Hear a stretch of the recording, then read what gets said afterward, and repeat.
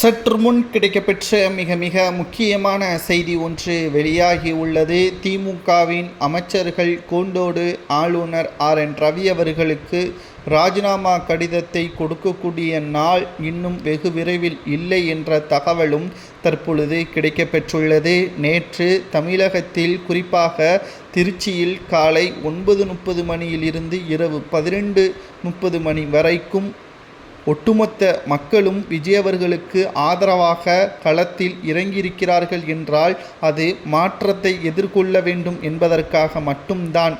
ரசிகர்கள் தலைவனை பார்க்க வேண்டும் என்றால் 12 மணி வரைக்கும் குடும்பத்துடன் நிற்பதற்கு அவசியம் அவர்களுக்கு கிடையாது.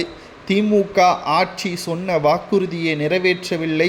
மக்கள் திமுகவிற்கு மாற்றாக புதிய கட்சி ஒன்று வரவேண்டும் என்ற முடிவிற்கு வந்துவிட்டதாக நம்மால் பார்க்க முடிகிறது. ஸ்டாலினுக்கு தூக்கமும் போய்விட்டது.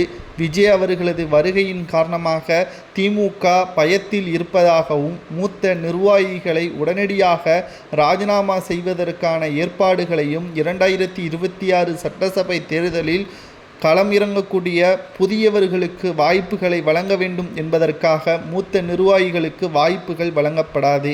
ஆனால் என்னதான் திமுக புதியவர்களுக்கு வாய்ப்புகள் வழங்கப்பட்டாலும் களத்தில் வெற்றியடைவது கடினம்தான். ஒட்டுமொத்தமாக ஆளுநரிடம் திமுகவின் அமைச்சர்கள் ராஜினாமா கடிதத்தை கொடுப்பது உறுதிதான் என்ற தகவலும் தற்பொழுது கிடைக்கப்பெற்றுள்ளது.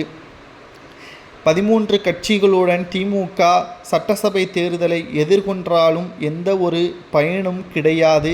ஸ்டாலின் அவர்களுக்கே இது நன்றாகவே தெரியும். ஆனால் இந்த முறை என்பது தமிழகத்தில் புதிய மாற்றம், அதாவது 2026 சட்டசபை தேர்தலில் விஜய் அவர்கள் 200 தொகுதிகளுக்கு மேலாக வெற்றியடைய மாட்டார்.